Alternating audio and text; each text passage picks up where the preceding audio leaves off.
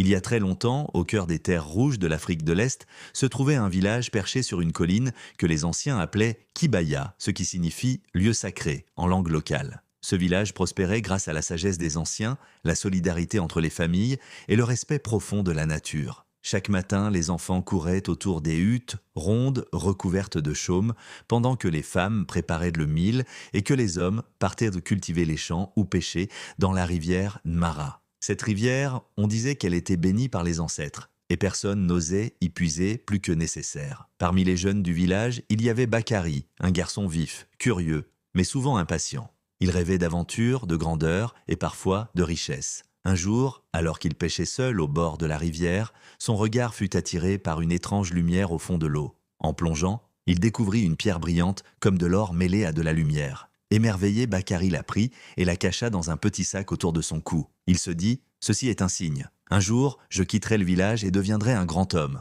Mais dès ce soir-là, tout changea. Le ciel devint lourd, gris. Les oiseaux cessèrent de chanter. Pendant des jours, pas une goutte de pluie. Les feuilles se recroquevillaient, les champs se desséchaient et les anciens parlèrent de malédiction. Les tambours restèrent de silencieux et la peur s'installa. Alors, les sages du village se rassemblèrent autour du feu sacré et appelèrent Nia, la griotte, celle qui connaît les secrets du monde invisible. En écoutant les vents et les murmures de la terre, Nia parla. Quelqu'un a pris ce qui ne devait pas être pris. L'équilibre a été rompu, non par ignorance, mais par désir. L'esprit de la rivière est en colère. Terrifié, Bakary se leva au milieu de la foule. Les larmes aux yeux, il montra la pierre et tomba à genoux. Je ne savais pas. Je croyais que c'était un cadeau. Je voulais seulement être quelqu'un.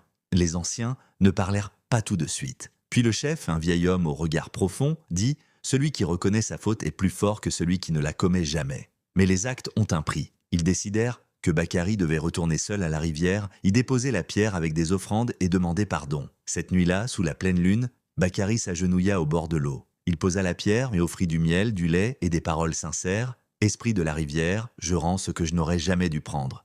Apprends-moi à être riche, non en biens, mais en cœur. » Au matin, le vent souffla doucement. Les nuages revinrent et peu après, une pluie fine et bénie commença à tomber sur Kibaya. Depuis ce jour, Bakary devint un homme respecté, non pas pour ses richesses, mais pour sa sagesse. Et chaque année, les enfants du village sont conduits lundi à la rivière pour apprendre cette leçon. La vraie grandeur vient du respect et du partage.